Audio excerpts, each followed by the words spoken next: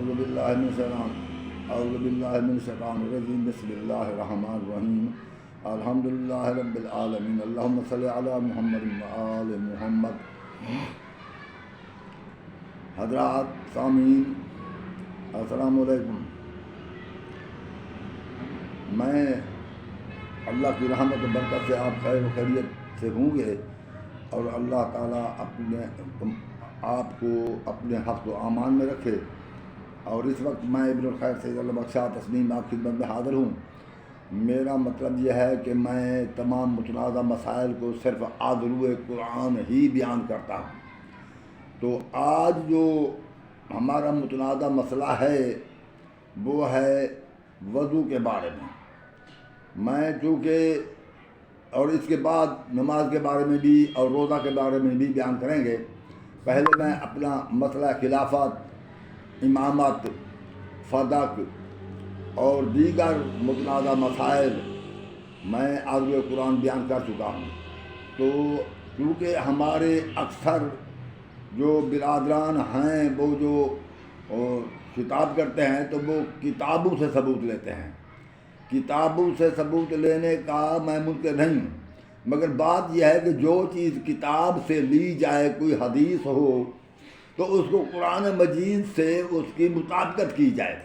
اگر کلام پاک سے اس کی مطابقت ہو تو اسے تسلیم کیا جائے، ورنہ اسے تسلیم نہ کیا جائے، کیونکہ محض قرآن ہی ایک ایسی چیز ہے جس پر کسی کو نہ اختلاف ہے نہ شک ہے۔ کوئی نہیں کہہ سکتا کہ یہ کلام پاک کہ اس آیت کو ہم تسلیم نہیں کرتے، یہ بات کوئی نہیں کہہ سکتا۔ تو قرآن مجید غیر متنازع، بین المسلمین غیر متنازع ہے۔ دوسری بات یہ ہے کہ کلام پاک میں کوئی شک و شبہ بھی نہیں ہے۔ ہم نے جب اس کا بارہا مطالعہ کیا کہ یہ ہمارے مشاہدات کے مطابق بھی ہے، ہمارے فہم و ادراک کے مطابق بھی ہے۔ جب ہم نے اسے اپنے مشاہدات، فہم و ادراک کے مطابق پایا تو ہم نے یقین کیا کہ یہ اللہ کا کلام ہے۔ تو اب بات یہ ہے، قرآن مجید کی آیت سورۃ بقرہ کی آیت نمبر 79 میں اللہ نے فرمایا ہے فَوَيْلٌ لِّلَّذِينَ يَكْتُبُونَ الْكِتَابَ بِأَيْدِيهِمْ ثُمَّ يَقُولُونَ هَٰذَا مِنْ عِندِ اللَّهِ۔ ہلاکت ان لوگوں کے لیے ہے جو کتاب اپنے ہاتھ سے لکھتے ہیں اور پھر کہتے ہیں یہ اللہ کی طرف سے ہے۔ یہ ان لوگوں کے لیے ہلاکت ہے۔ تو جس کے متعلق اللہ نے فرما دیا کہ ان کے لیے ہلاکت ہے، وہ پھر اسی بات کو بیان کر رہے ہیں، یہ بہت اچھی بات نہیں ہے۔ تو اس لیے میں کہتا ہوں کہ کلام جو حدیث پڑھیں تو اس کی مطابقت قرآن سے کریں۔ اگر کوئی تاریخی روایت ہو تو اس کی مطابقت بھی قرآن مجید سے ضرور کریں۔ ہو سکتا ہے کہ تاریخ دان جو اپنے آپ کہلاتے ہیں انہوں نے اپنی کسی جماعت بندی کے تعصب میں کوئی غلط بیانی کر دی ہو، تو یہ نہیں ہے کہ ہم تاریخ کو ایسا، اور اس کے علاوہ یہ بھی ہے کہ بہت سی تاریخوں کا مطالعہ بھی کیا جائے، تاریخی کتابوں کا مطالعہ بہت سی کتابوں کیا جائے۔ مگر یہ ایک بات ایک اور ہے، وہ یہ ہے کہ ایک جو تاریخ قدیم لکھی گئی پہلے، باقی جو مورخ آئے وہ انہی تاریخ اسی کتاب کی نقل کرتے چلے آئے۔ تو اس لیے ہم اس بات سے بھی شک و شبہ میں پڑ جاتا ہے کہ کتاب کا بیان جو ہے تاریخ کا وہ بھی کلام پاک سے ملایا جائے۔ اور اس کے علاوہ حدیث جو ہے یہ لازمی طور پر ہے کہ اس کی مطابقت قرآن سے کی جائے، کیونکہ سورۃ نجم کی آیت نمبر 3 میں اللہ نے فرما دیا ہے کہ وما ينطق عن الهوى ان هو الا وحی یوحی، یہ میرا محبوب اپنی مرضی سے کچھ نہیں فرماتے، یہ وہی کچھ فرماتے ہیں جو اس کی طرف وحی کی جاتی ہے۔ تو ظاہر ہے کہ رسول کا فرمان قرآن مجید کے برعکس نہیں ہو سکتا، نہ قرآن مجید سے زائد ہو سکتا ہے۔ تو اس لیے حدیث کو کلام پاک کے ساتھ ملانا چاہیے۔ اور اس کے علاوہ تاریخ کا بیان ہو تو قرآن مجید سے اس کی مطابقت کرنا چاہیے۔ ویسے تو تمام جھگڑے جو کچھ ہیں، جو اختلافات ہیں، ان کا یہ قرآن مجید ہی ہے کہ جو بہترین اور لا ریب فیصلہ کرتا ہے۔ اگر کسی کو باقی اخذ کرنے کی، مواد کو اخذ کرنے کی وہ طاقت نہ ہو، قوت نہ ہو، علم نہ رکھتا ہو، تو کم از کم جو فقہ اور عقیدہ یعنی عقائد کے متعلق ہے تو وہ یعنی اصول دین کے متعلق تو وہ قرآن مجید سے اخذ کیا جائے۔ تو میں آج وضو کے بارے بیان کر رہا ہوں۔ تو اللہ رب العزت نے سورۃ مائدہ سورت مائدہ کی آیت نمبر ہے یہ سورت مائدہ کی آیت نمبر 6 ہے. آیت نمبر 6 سورت مائدہ ہے، پارہ بھی چھٹا ہے، سورت مائدہ ہے، آیت نمبر بھی 6 ہے. تو اس میں اللہ تعالیٰ فرماتے ہیں یا اعوذ باللہ من الشیطان الرجیم بسم اللہ الرحمن الرحیم یا ایھا الذین آمنوا اذا قمتم الی الصلاۃ فاغسلوا وجوہکم وایدیکم الی المرافق وامسحوا برؤوسکم وارجلکم الی الکعبین. مجھے اسی حد تک، آیت تو آگے ہے مگر میں اسی حد تک آیت کو ختم کرتا ہوں. آیت آگے ہے، آگے پھر پڑھیں گے. بہرحال فی الحال الی الکعبین پر یا اللہ فرما رہے ہیں یا ایھا الذین آمنوا، اے ایمان والو، اذا قمتم الی الصلاۃ، اور جب تم نماز کے لیے کھڑے ہو جاؤ، اٹھو، فاغسلوا وجوہکم، دھو لو اپنے منہ، وایدیکم الی المرافق، اور اپنے ہاتھ کوہنیوں تک، وامسحوا برؤوسکم، اور مال لو اپنے سر کو، مسح کر لو. مسح وامسحوا جو ہم کہتے ہیں مسح کر لو، یعنی مال لو، مسح کر لو. مسح کر، یہ مسح لفظ ہے عربی کا، اور مال لینا ہماری زبان میں ہے. مال لو یا مسح کر لو اپنے سروں کو، وارجلکم الی الکعبین، اور پاؤں کو ٹخنوں تک. آیت کو آپ نے سن لیا کہ اے ایمان والو، جب تم اٹھو نماز کے لیے، فاغسلوا وجوہکم، دھو لو اپنے منہ، وایدیکم الی المرافق، اور ہاتھ کوہنیوں تک، وامسحوا برؤوسکم، مال لو اپنے سروں کو، وارجلکم الی الکعبین، اور پاؤں کو ٹخنوں تک. جب قرآن مجید نے یہ فرما دیا کہ مال لو اپنے سروں کو، یعنی مسح کر لو اپنے سروں کا، وارجلکم الی الکعبین، اور پاؤں کا ٹخنوں تک، تو پھر پاؤں کو دھوتے کیوں ہیں؟ یہ تو قرآن کے خلاف ہے نا. یہ پاؤں کو دھونے کا کیا ہوتا ہے؟ پھر آپ بخاری لے آئیں گے، یہ ہماری بخاری میں ہے، بخاری نہیں، یہ آیت ہے قرآن مجید کی کہ یا اس قرآن مجید کی آیت کے لیے بخاری نہیں آ جاتی. وہ آیت کی تفسیر تو بخاری میں ہے ہی نہیں، وہ بخاری کی روایت لائیں گے کہ دیکھیں صحابہ کرام کا عمل ہے پاؤں دھوتے تھے، دیکھیں یہ رسول کریم کا عمل ہے پاؤں دھوتے تھے. بھائی جب دین میں تبدیلی ہوئی اس وقت صحابہ کرام ہی تھے، دین اسی وقت صحابہ کے دور میں تبدیل ہو گیا تھا. تو پھر انہوں نے لکھ بھی ویسے دیا، صحابہ کرام کا عمل بھی ویسے تھا جیسا وہ خود جو کچھ انہوں نے لکھا، جو کتابوں میں لکھا ہوا ہے، عمل بھی ان کا ایسا ہی تھا.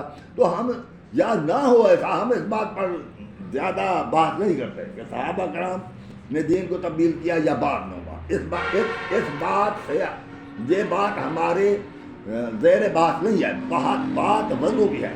وضو یہ ہے، سمجھ سکتے ہیں یا ایھا الذین آمنوا، اے ایمان والو، اذا قمتم، جب تم اٹھو، جب تم اٹھو، الی الصلاۃ، نماز کی طرف، فاغسلوا، غسل دے دو، دھو لو، یعنی جسے ہم دھونا کہتے ہیں، غسل دینا کہتے ہیں. فاغسلوا وجوہکم، دھو لو اپنے منہ، وایدیکم، اور اپنے ہاتھ، الی المرافق، کوہنیوں تک. تو کوہنیوں تک ہمارے حضرات جو وضو کرتے ہیں نا، وہ ٹوٹی پر اگر وضو کرے تو یوں کرتے ہیں، یوں پانی ڈالا ہاتھ پہ، یوں کیا. اگر وہ وضو کریں لوٹے کے ساتھ تو پھر وہ یوں کرتے ہیں، یوں کرتے ہیں. تو یہ کیا وجہ ہے؟ کیا ٹوٹی پر وضو اس طرح اور یہ اس طرح؟ بھئی الی المرافق کا مطلب انہوں نے یہ سمجھا کہ ہاتھ پر پانی ڈال کر الی المرافق، کوہنی تک پانی آئے. یہ اللہ نے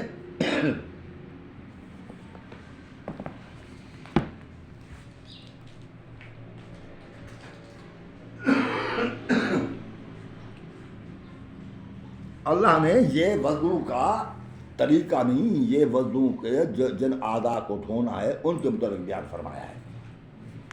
تو میں عرض کروں گا کہ یہ اس طرح نہیں. اگر سیدھا اس طرح دھونا ہوتا، یعنی خیال یہ ہے کہ فاغسلوا وجوہکم وایدیکم من المرافق الی الید الی ایدیکم، اس طرح ہوتا. نہیں، اس طرح نہیں. یہ قانون فطرت ہے، خیر مرضی آپ کی ہے، وہ آپ جیسا کریں. میں یہ سمجھتا ہوں کہ دین اسلام جو ہے یہ عین فطرت کے مطابق ہے. تو فطرت انسان کی ہے جس طرح اسی طرح عمل کرے. تو انسان کی فطرت کو ہاتھ تو اسی طرح دھونا ہے, فطرت تو اسی طرح ہے, اسی طرح دھونا ہے, اسی طرح دھونا نہیں ہے. یہ فطرت نہیں ہے, یہ خلاف فطرت ہے. تو اس لیے وہ تو آپ کی مرضی ہے, ورنہ خلاف فطرت کام نہ کریں. وضو کو اسی ہاتھ کو اسی طرح دھونا ہے, اسی طرح کوہنیوں سے نیچے کی طرف. اچھا خیر آپ کی مرضی ہے. تو میں عرض کر رہا تھا کہ فاغسلوا وجوہکم, دھو لو اپنے منہ. یہ دیکھو نا, منہ دھونا, ہاتھوں کو کوہنی تک دھونا, اور سر کا مسا, پاؤں کا مسا یا دھونا, یہ وضو میں 4 فرض ہیں. یہ اللہ نے فرائض کو بیان کیا. یہ جو ہم 3 بار کلی کرتے ہیں, 3 بار ناک میں پانی ڈالتے ہیں, ہاتھ کو پہلے کلائی تک دھوتے ہیں ہاتھوں کو, پھر 3 بار کلی, پھر 3 بار ناک میں پانی ڈالنا, یہ جو ہم کرتے ہیں نا بھائی, یہ سنت ہے. یہ ہم سنت کے مطابق کرتے ہیں. مگر مسئلہ یہ ہے جہاں تک وضو کی جو فرائض ہے اللہ نے وہ فرض بیان کیا ہے. سنتے ماشاء اللہ نماز سے پہلے مسواک کر لیں, یہ تو کوئی نہیں روکتا. نماز سے پہلے پاؤں کو دھو لیں, یہ کوئی بات نہیں ہے. ہاں یہ ایک بات ہے, اگر کسی پاؤں پر یا ہاتھ پر کہیں کوئی نجاست لگی ہوئی ہے تو پہلے نجاست کو دھوئیں, وضو بعد میں ہوگا. وضو ہو سکتا ہے پاک جسم پر. یہ نہیں منہ کے آپ سوچیں کہ یہ ہمارے ہاتھ پر خون لگ گیا, یہ خون تو نجس ہے, تو پہلے ہم یوں کریں, جب ہم وضو کریں گے تو یہ خون بھی دھل جائے گا, وضو بھی ہو جائے گا. ایسی بات نہیں ہے. یا کوئی چھینٹا پاؤں پر پڑ گیا ہے خون کا, جب وضو کریں گے تو یہ پاؤں بھی دھل جائے گا, وضو بھی یہ خون بھی دھل جائے گا اور وضو بھی ہو جائے گا. ایسی بات نہیں ہے. پہلے جسم کو پاک کریں, اور جسم پاک ہو خشک اور پاک جسم پر وضو کریں نماز کے لیے. تو میں عرض کر رہا ہوں کہ اللہ تعالیٰ کا فرمان ہے, اذا قمتم الی الصلاۃ فاغسلوا وجوہکم وایدیکم الی المرافق. ایمان والو جب تم نماز کے لیے اٹھو تو فاغسلوا وجوہکم وایدیکم الی المرافق, اور ہاتھوں کو دھو لو کوہنی تک. آگے جہاں پر اختلاف ہے وہ یہ ہے کہ اہل تشیع جو ہیں, شیعہ جو ہیں, اہل تشیع یا اہل تشیع کیا کہتے ہو, وہ شیعہ جو ہیں, شیعہ علی, تو یہ پاؤں کو پر مسح کرتے ہیں, دھوتے نہیں ہیں. یہ پاؤں کو وضو سے پہلے دھو لیتے ہیں. وضو تو منہ سے شروع ہو رہا ہے نا بھائی, میری بات کو سمجھیں. وضو شروع ہو رہا ہے منہ سے. جیسے اللہ نے فرمایا یا ایھا الذین آمنوا اذا قمتم الی الصلاۃ, او ایمان والو جب تم نماز کے لیے اٹھو, فاغسلوا وجوہکم, تو دھو لو اپنے منہ. اب دیکھا نا, یہ کلام پاک کی آیت نمبر 6 ہے سورۃ مائدہ کی. آپ اپنے گھر میں تمہارے پاس بھی قرآن مجید ہوگا, وہاں دیکھ لینا. تو مولوی بریکٹ میں لکھے گا پاؤں کو دھو لو, بریکٹ میں جو لکھا ہوتا ہے پاؤں کو دھو لو, یہ مولوی کا اپنا مقصد ہے. اب اللہ نے جو فرمایا وہ صرف پاؤں تک, مال لو پاؤں تک, یہ فرمایا ٹکنوں تک. تو عرض یہ ہے کہ اذا قمتم یا ایھا الذین آمنوا, اے ایمان والو, اذا قمتم الی الصلاۃ فاغسلوا وجوہکم, دھو لو اپنے منہ. فاغسلوا وجوہکم, منہ دھو لیے. آگے بات ہو رہی ہے وایدیکم, اور اپنے ہاتھ, کیونکہ ایدیکم الی المرافق ہے, وہاں تک. تو اپنے ہاتھ دھونے کا جو مقصد بیان کیا گیا ہے, یہ اب آپ دیکھ سکتے ہیں کہ فاغسلوا ایک بار آیا ہے, فاغسلوا ایک بار, اذا قمتم الی الصلاۃ فاغسلوا وجوہکم وایدیکم الی المرافق ہے. فاغسلوا ایک بار ہے, آپ کلام پاک میں اٹھا کر دیکھ لیں, فاغسلوا ایک بار ہے. جب ایک بار فاغسلوا آیا اور 2 اعضاء کا ذکر آیا, یعنی وجوہکم وایدیکم, تو ان دونوں کو ہم نے دھویا, کیونکہ وجوہکم کا معطوف ہے, عطف آ رہا ہے ایدیکم کے اوپر. جیسے ہم یہ کہتے ہیں ہم نے دودھ پیا اور شربت انار, تو ہم نے دودھ پیا اور شربت انار, تو مقصد یہ ہے ہم نے دودھ پیا اور شربت فولاد, ہم نے دودھ پیا اور شربت شہد, جو کہیں پینے کی چیز کے بعد جو اس کا معطوف ہوگا, مقصد یہ سمجھے کہ یہ بھی پیا جاتا ہے.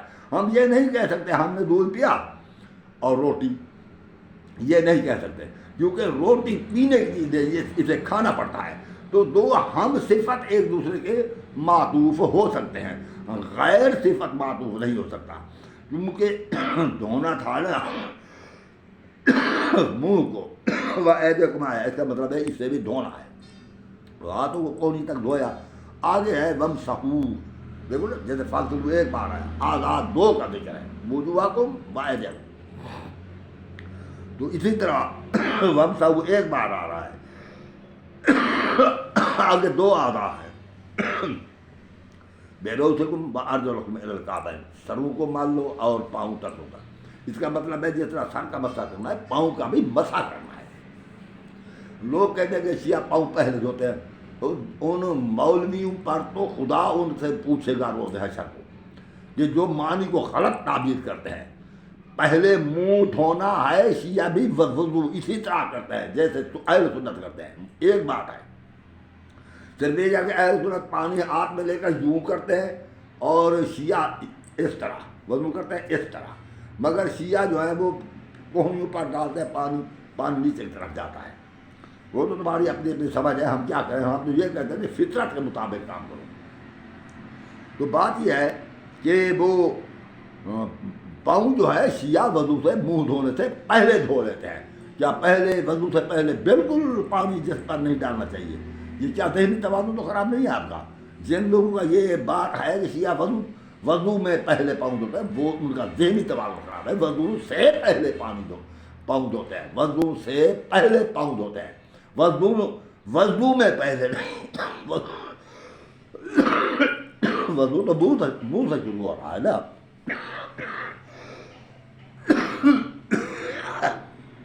وضو بھائی منہ سے شروع ہو رہا ہے، یہ وضو سے پہلے پاؤں دھو لیتے ہیں۔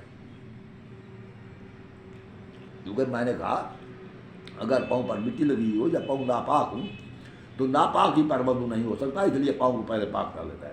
اگر کسی کے پاؤں دھلے ہوئے ہوں، جیسے میں بیٹھا ہوں، پاؤں دھو کر بیٹھا ہوں اور نماز کا ٹائم ہو جائے، میں پاؤں نہیں دھوؤں گا۔ اگر میں پاؤں تو دھوئے تھے مگر میں چل پڑوں پیدل، میرے پاؤں پر مٹی آئے، کیا پتہ مٹی ناپاک بھی ہو سکتی ہے، تو مجھے پاؤں دھونا پڑے گا۔ اگر پاؤں صاف ستھرے ہوں تو دھونے کی ضرورت ہے، پاک ہوں دھونے کی ضرورت نہیں ہے۔ سر کے مسے کے بعد پاؤں کا مسح ہوگا۔ یعنی یہ ہے کہ ہم کلائیوں تک ہاتھ کو دھوئیں گے، دونوں ہاتھوں کو۔ جب یہ دھو لیے پھر 3 بار کلی کریں گے، پھر 3 بار ناک میں پانی ڈالیں گے، یہ سنت ہے۔ تو اس کے بعد منہ دھوئیں گے، یہ منہ دھوئیں گے، یہ منہ ہے، اسے دھوئیں گے۔ جب اسے یعنی پیشانی کے بالوں سے لے کر یہ تھوڑی تک یہ سب منہ دھوئیں گے۔ جب منہ دھو لیا پھر ہاتھ دھوئیں گے، یہ منہ دھونے سے وضو کے فرائض شروع ہو رہے ہیں۔ پھر ہاتھ دھوئیں گے کوہنیوں سے کلائی تک، یعنی کوہنیوں سے لے کر انگلیوں کے پوروں تک سارا ہاتھ دھوئیں گے، پہلے دائیں پھر بائیں۔ جب یہ دھو لیے تو پھر ہم مسح کریں گے سر کا، اور جب مسح کر لیا پھر مسح کریں گے پاؤں کا، دائیں ہاتھ سے دائیں پاؤں کا مسح، بائیں ہاتھ سے بائیں پاؤں کا مسح، مگر یہ باری باری کرنا ہوگا، پہلے دائیں کا پھر بائیں کا۔ تو یہ ہے وضو۔ اب سوال یہ ہے کہ اہل سنت پاؤں دھوتے ہیں، اگر مقصد اللہ کی فرما برداری ہے، یوں نہ سمجھنا چلو مسح نہیں کرتے دھو لیتے، یہ تو بس ایسے اور بہتر ہے، اور بہتر ہم نہیں کر سکتے۔ مثال کے طور پر ہم نہال ہیں، کیا پھر ہمیں وضو کرنے کی ضرورت نہ ہوگی؟ مولوی صاحب کہے گا نہیں نہال تو لیا ہے، نہائے ہوئے ہیں مگر وضو کرنا ہوگا، کیوں کہ نماز کے لیے وضو ضروری ہے، تو اس لیے وضو تو کرنا ہی ہوگا۔ تو اسی طرح پاؤں دھونے مسح تو کرنا ہی ہوگا کہ یہ فرمان اللہ کا ہے۔ اللہ نے فرمایا ہے اگر ہم یہ مسح نہ کریں گے پیرے کا، پاؤں کا، اور دھو لیں گے تو جو ہم نے گویا اللہ کی فرما برداری نہ کی تو اللہ اس وضو کو قبول نہ کرے گا، ہمارا وہ وضو باطل سمجھا جائے گا۔ جب وضو باطل ہوگا تو نماز باطل۔ تو اس لیے ہمیں چاہیے کہ ہر صورت پاؤں کا مسح کرنا ہوگا۔ مگر یہاں پر مولوی جو ہے ان پڑھ لوگوں کو جو بیچارے عربی سے واقف نہیں ہیں ان کو دھوکہ دیتے ہیں۔ وہ کہتے ہیں دیکھیں نا فاغسلوا وجوہکم وایدیکم، یہ وجوہکم ایدیکم پر زبر آئی ہے الی المرافق کے آگے، وامسحوا برؤسکم سین کے نیچے زیر ہے، وارجلکم الی الکعبین، پھر لام پر زبر آ گئی، ارجلکم کے لام پر زبر آ گئی ہے۔ تو یہ ان کے ساتھ ملے گا جن کے ساتھ زبر ہے۔ یہ بالکل غلط بات ہے۔ جب ایک فعل دھونے کا ختم ہو گیا دوسرا فعل شروع ہو رہا ہے تو اس میں زبروں کو آپس میں نہیں ملانا، یہ شاعری نہیں ہے کہ مکفہ عبارت کو ہم آپس میں ملائیں۔ بھائی یہ بات یہ ہے کہ زبروں زیروں کو نہیں دیکھنا، بلکہ اس بات کو دیکھنا ہے کہ مسا کیا سر کا، آگے اللہ یا تو پاؤں دھونے ہوتے تو یوں اللہ تعالیٰ فرماتے وَامْسَحُوا بِرُؤُوسِكُمْ وَاغْسِلُوا أَرْجُلَكُمْ إِلَى الْكَعْبَيْنِ، یعنی مال لو اپنے سروں کو، وَامْسَحُوا بِرُؤُوسِكُمْ وَاغْسِلُوا، اب جس طرح فاغسلوا ہے اس طرح واغسلوا ہوتا نا، کہ وَامْسَحُوا بِرُؤُوسِكُمْ وَاغْسِلُوا أَرْجُلَكُمْ إِلَى الْكَعْبَيْنِ، اب کیونکہ مسا کا فعل آیا اور پاؤں اس سر کا معطوف ہے تو یہ بھی اسی حکم میں داخل ہوگا جیسا حکم میں سر داخل ہے، سروں کا جس طرح مسا کرنا ہے اسی طرح پاؤں کا مسا کرنا ہے۔ اب سوال یہ ہے کہ أَرْجُلَكُمْ إِلَى الْكَعْبَيْنِ، أَرْجُلَكُمْ کے اوپر لام کے زبر کیوں آئی ہے جبکہ یہ معطوف ہے بِرُؤُوسِكُمْ کا؟ تو پھر یہ بھی یوں ہوتا وہ أَرْجُلَكُمْ ہوتا، مگر أَرْجُلَكُمْ کیوں آیا؟ اس کی بھی وجہ یہ ہے، ہر زبان کا ایک قاعدہ اور قانون ہوتا ہے، اگر غیر زبان کا کوئی اسم عربی میں داخل ہو جائے، جیسے کہ ابراہیم، کیونکہ یہ عبرانی زبان کا اسم ہے، تو اس پر جب حرف جار داخل ہوتے ہیں یا کوئی تبدیلی کرنے والا حرف داخل ہو تو وہ اسم جو عبرانی یا کہیں کسی غیر زبان میں ہو اس کے اعراب تبدیل نہیں ہوتے، اسے مبنی الاصل کہتے ہیں، وہ مبنی الاصل ہوتا ہے۔ جس طرح کسی چیز کا اسم غیر زبان کا عربی میں آ کر مبنی الاصل ہو جاتا ہے، اسی طرح جو باب ثلاثی مجرد افعال یعنی فعل امر کے وزن پر ہو جو اسم، اس کے اعراب بھی تبدیل نہیں ہوتے۔ جو باب ثلاثی مجرد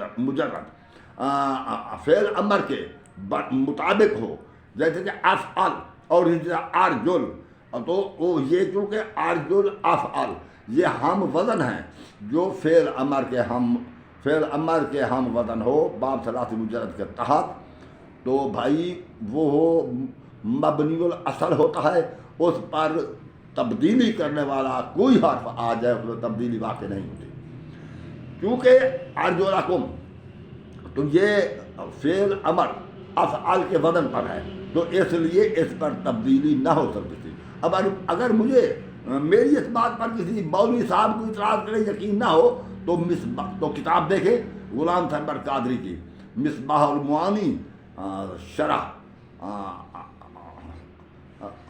الصرح نامی، شرح ہے الصرح نامی، مصباح المعانی شرح صرح نام، کتاب دیکھ لیں، وہ یہی بات کہے گا جو میں عرض کر رہا ہوں۔ تو یہ میں نے بتا دیا کہ لام پر زبر کیوں آئی ہے، اس لیے کہ یہ باب ثلاثی مجرد فعل امر کے وزن پر ہے ارجل، اس لیے اس پر زبر اس میں اعراب کے باوجود اس کے کہ حرف جارہ اس پر بے داخل ہوا، مگر اس پہ تبدیلی نہیں واقع ہو سکتی کیونکہ زبان کے قاعدے کے مطابق۔ اور اگر یہاں تک تو میں نے یہ تعریف کا یعنی وضاحت کر دیا وضو کی، اور آگے بات یہ میں اسی آیت کی تشریح عدل قرآن کرتا ہوں۔ آگے آیت یہ ہے کہ وَإِن كُنتُمْ جُنُبًا فَطَهُّرُوا، اگر تم جنب سے ہو یعنی غسل واجب کرنا ہو تو پھر جو فرض غسل ہوتا ہے وہ کرنا ہو تو پھر فطہروا اپنے آپ کو پاک کر لو یعنی غسل کرو۔ اچھا وَإِن كُنتُمْ مَرْضَىٰ أَوْ عَلَىٰ سَفَرٍ أَوْ جَاءَ أَحَدٌ مِّنكُم مِّنَ الْغَائِطِ أَوْ لَمَسْتُمُ النِّسَاءَ فَلَمْ تَجِدُوا مَاءً فَتَيَمَّمُوا صَعِيدًا طَيِّبًا، اگر یہ ایک اور بات ہے کہ تم مریض ہو غسل نہیں کر سکتے، تمہیں غسل نقصان دیتا ہے، یا سفر میں ہو اور پانی نہیں مل سکتا، یا تم میں سے کوئی پیشاب پخانہ کرتا ہے اور اس کو پانی نہیں ملا، اور لمستم النساء یا عورتوں کے پاس گیا، فلم تجدوا ماء، اگر پانی نہ ملے تو فتیمموا صعیدا طیبا، پھر پاک مٹی کا قصد کرو، یعنی پاک مٹی سے تیمم کرنا ہوگا۔ اب تیمم کرنے کی صورت میں اللہ یہ فرما رہے ہیں کہ فَامْسَحُوا بِوُجُوهِكُمْ وَأَيْدِيكُمْ مِنْهُ، تو فَامْسَحُوا بِوُجُوهِكُمْ وَأَيْدِيكُمْ مِنْهُ، اور مال لو اپنے منہ کو اس مٹی سے، اس پاک مٹی سے مال لو، یعنی کہ مٹی پر ہاتھ مارو اور پھر منہ پر، جس طرح تمہارا مسح کرنے کا طریقہ ہو۔ تو فَامْسَحُوا فَتَيَمَّمُوا صَعِيدًا طَيِّبًا، تو پھر پاک مٹی سے تیمم کرو، ومسحو بے وجوہکم، اپنے منہ کو جو ہے وہ مٹی سے مل لو، وَأَيْدِيكُم مِّنْهُ، اور اپنے ہاتھوں کو۔ اب دیکھیں نا، وہاں وضو کے فرض میں 4 اعضاء ہے، منہ اور ہاتھ کوہنیوں تک 2، سر کا مسح، پاؤں کا مسح۔ اب اگر پاؤں دھونا ہوتا، اب اس میں صرف 2 اعضاء آ رہے ہیں، سر اور منہ، پاؤں نہیں، منہ اور ہاتھ 2 اعضاء آ رہے ہیں، منہ اور ہاتھ تیمم ہے، 2 اعضاء منہ اور ہاتھ، ان پر مٹی سے تیمم کرنا ہے۔ جو سر کا مسح تھا، اب اس تیمم میں وہ سر کا مسح کا ذکر نہیں آیا۔ اور اسی طرح جو پاؤں دھونا ہوتے تو اب اس مٹی سے تیمم مطلب کیا جاتا، تو مٹی پاؤں پر بھی ملی جاتی، مٹی کے ساتھ پاؤں تیمم کرتے ہوئے مٹی پاؤں پر بھی تو ملی جاتی نا، پاؤں پر بھی تو وہ ہاتھ مارا جاتا مٹی والا، مگر یہاں پر اللہ نے پاؤں کا ذکر نہیں کیا۔ جیسے سر کا 2 اعضاء جن کا مسح تھا، تو اس آیت میں، تیمم کی آیت میں، ان 2 اعضاء کا ذکر مٹی سے ملنے کا نہیں ہے، اور جن اعضاء کو دھونا تھا یعنی منہ اور ہاتھوں کو، انہی اعضاء کا تیمم مٹی سے ملنے کا حکم آیا ہے۔ تو اب میں نے تو کافی وضاحت کر دی ہے، اب اللہ آپ کو ہدایت کرے۔ یہ سنی شیعہ کا مسئلہ نہیں، یہ قرآن ہر ایک کا ساجھا ہے۔ قرآن پر شیعہ بھی اعتقاد رکھتے ہیں، جو قرآن پر اعتقاد نہ رکھے، عقیدہ نہ رکھے، جو اسے صحیح نہ سمجھے، جو اس قرآن مجید کو صحیح نہ سمجھے، یا جو اس کا حکم نہ مانے، اس پر اللہ کی لعنت اور عذاب ہوگا، اللہ کی لعنت ہوگی۔ یہ صحیح ہے، اور ہم قرآن مجید پر عمل کرو۔ میں بھی آپ کو قرآن مجید سمجھانے کی کوشش کرتا ہوں، تو آپ اپنے گھر جو ہے نا آیت دیکھ لینا، آیت نمبر 6 سورۃ مائدہ۔ مکمل تیمم کا بیان بھی اسی میں ہے، اور وضو کا بیان بھی اسی میں ہے۔ جب آپ دیکھیں گے انشاءاللہ العزیز، امید ہے اگر آپ کے دل میں 2 باتیں، ایک انا نہ ہو، ایک انا ہوتی ہے کہ کیا میں غلط ہوں، کیا میں اس سے کم ہوں، ایک انا اپنے دل سے نکال ڈالیں، اندھی عقیدت نکال ڈالیں، اور یہ مذہب کی عصبیت، ہمارا مذہب کوئی غلط ہے، یہ عصبیت جو ہے، تعصب جو مذہبی ہے، اس کو دور کرے، اور صحیح ایمان سے اس قرآن مجید کو لا ریب اللہ کا کلام سمجھ کر پڑھیں، انشاءاللہ العزیز آپ کو ہدایت ہوگی۔ اس وقت میں آپ سے اجازت چاہتا ہوں۔ السلام علیکم ورحمۃ اللہ۔